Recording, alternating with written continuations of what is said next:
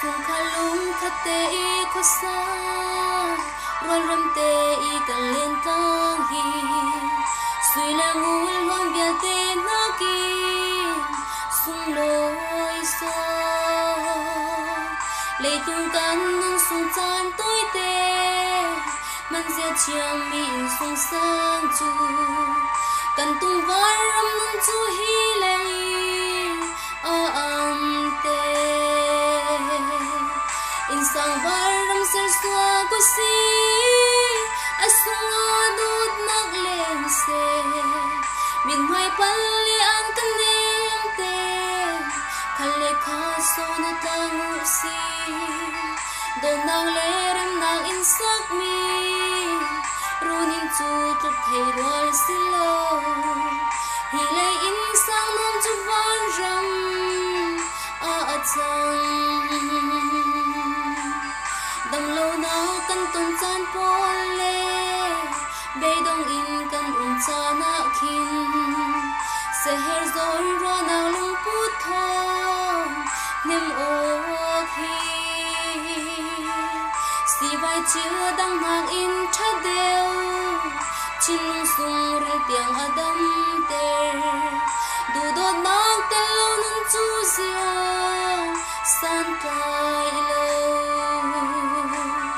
in sang vai ram ser sua ku si asunga dot nak lem se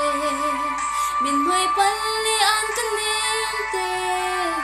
khale kha so na tang si do na le rem na in sak mi runin chu tu thei roi si lo hi le in sang nom chu van ram a chang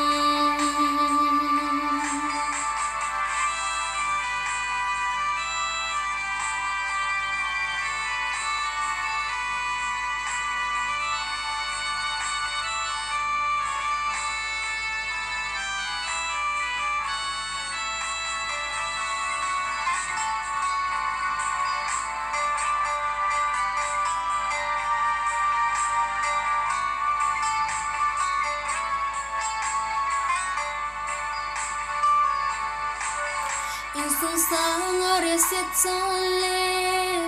khale khan mu chiang lo chan a chin sao lung phul tam dor nak nu nge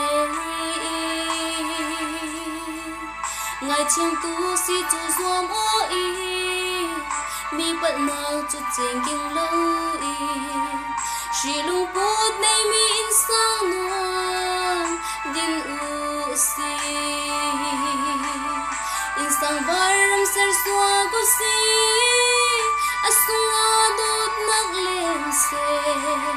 min mai pal le an kan nem te khale kha so na tang si do na le rem na in sak mi runin chu tu thei roi si lo hi le in sang nom chu van ram a chang hi le tung thi sia le ti le lucky kan beu na kan run in fu ro le thang ni sa la ka in pen tu sing le zan tha sang dam te in bel kha suan kin kan na run in kusak mi le in hi van ram a chang se in sang vai ram ser sua ko si asunga dot nak lem se min mai pal le an kan nem te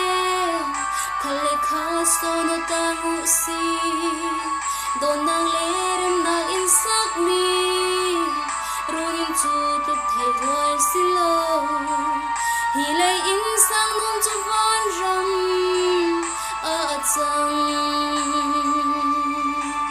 shi lung put nei mi in sang no